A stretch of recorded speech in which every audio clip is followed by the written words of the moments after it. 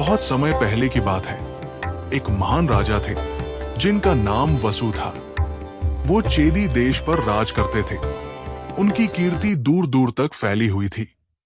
एक दिन राजा ने अपने राजसी ठाठ बाट और अस्त्र शस्त्र का त्याग करने का निश्चय किया और एक घने वन में आश्रम बनाकर रहने लगे।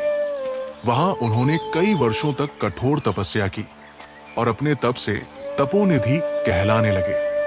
राजा वसु की तपस्या इतनी गहरी थी कि उसकी ख्याति स्वर्ग तक पहुंच गई। स्वर्ग के राजा देवराज इंद्र और अन्य देवताओं को लगा कि राजा वसु स्वर्ग का सिंहासन छीनना चाहते हैं और इसलिए इतना कठोर तपस्या कर रहे हैं। इस डर से वे सभी राजा वसु के पास गए। उन्होंने राजा वसु से कहा, हे राजन, इस समय आपकी प्रजा को आपकी सबसे ज्यादा जरूरत है।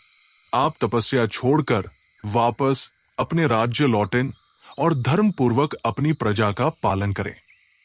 राजा वसु ने कुछ सोच विचार किया और फिर देवताओं के आग्रह को स्वीकार कर लिया।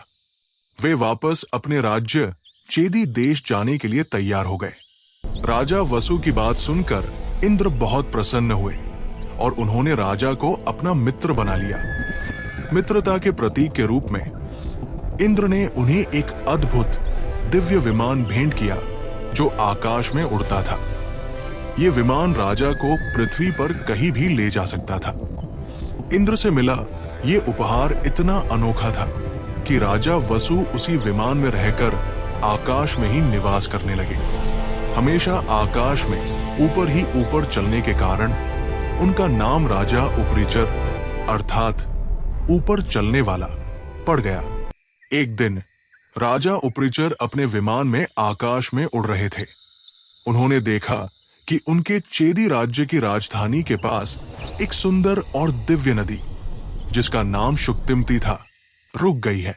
नदी का प्रवाह एक सचेतन पर्वत ने रोक दिया था, जिसका नाम कोलाहल था। कोलाहल पर्वत ने अपने अहंकार में नदी के रास्ते को रोककर उसे कैद कर लिया था। ये देखकर राजा उपरिचर को क्रोध आया। उन्होंने अपने विमान से ही कोलाहल पर्वत पर जोरदार प्रहार किया। उनके इस प्रहार से पर्वत में एक गहरी दरार पड़ गई और नदी का मार्ग फिर से खुल गया। पर्वत ने नदी के गर्भ से एक लड़का और एक लड़की की जुड़वा संतानें उत्पन्न की थी। कोलाहल पर्वत के चंगुल से मुक्त होकर शुक्तिमती नदी बहुत प्रसन्न हुई। उसने अपनी दोनों संतानों को राजा उपरिचर को सौंप दिया। राजा उपरिचर ने उन दोनों को अपना लिया। उन्होंने उस लड़के को अपनी सेना का सेनापति बनाया और उस सुंदर लड़की, जिसका नाम गिरिका था, उससे विवाह कर लिया और उसे अपनी रानी बनाया। इस तरह राजा उपरिचर का जीवन और भी समृद्ध हो गया।